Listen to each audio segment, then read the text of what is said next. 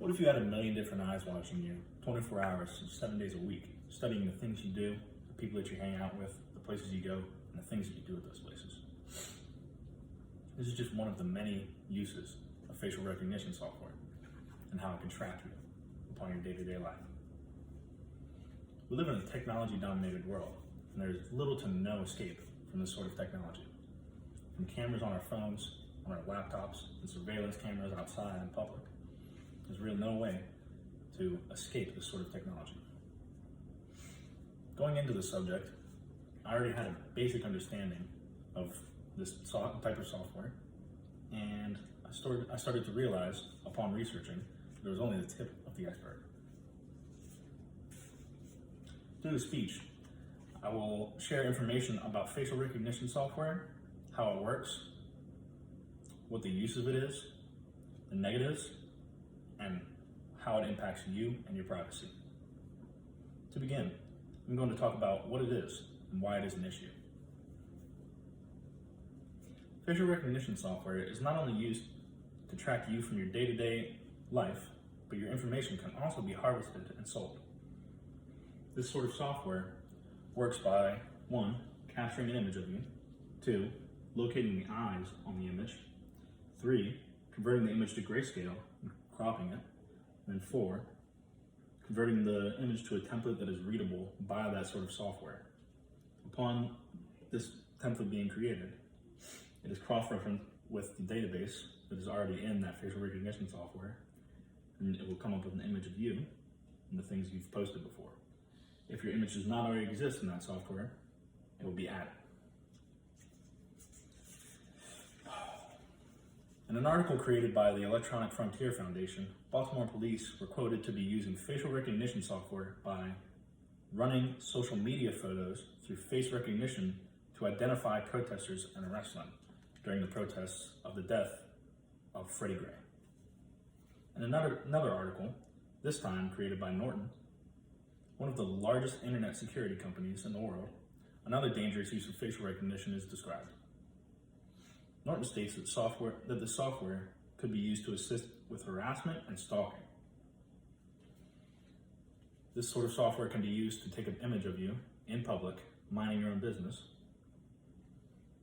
The stalker can then use that image to go into the database that already exists, and then it can result in them finding your own personal profile and stalking you or harassing you. If being stalked or arrested for protesting or for practicing your freedom of speech wasn't enough, hackers can also use this to assist with fraud or making profit off of you.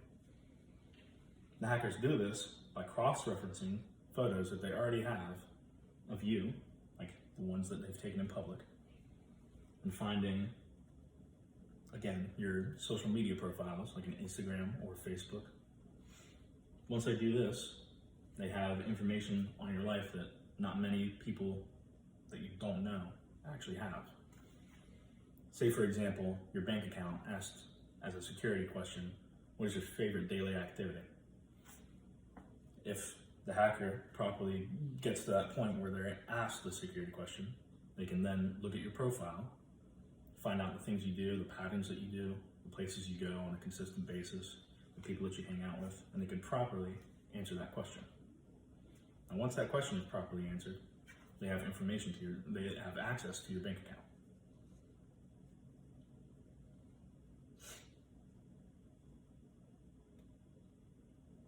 The worst part is, there's no hiding from this.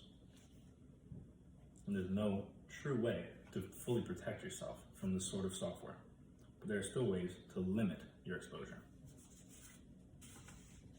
Companies like Facebook and Google Plus allow you to opt in or opt out of facial recognition software. Google Plus also allows you to turn that software on and off at will. Doing this would allow you better protection and less exposure to that sort of software.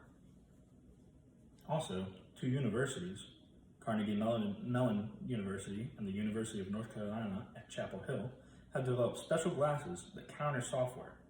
But this is worth noting that Symantec, a large internet security company that also has previously owned Norton, has funded research at Carnegie to attempt to come up with a counter to these glasses.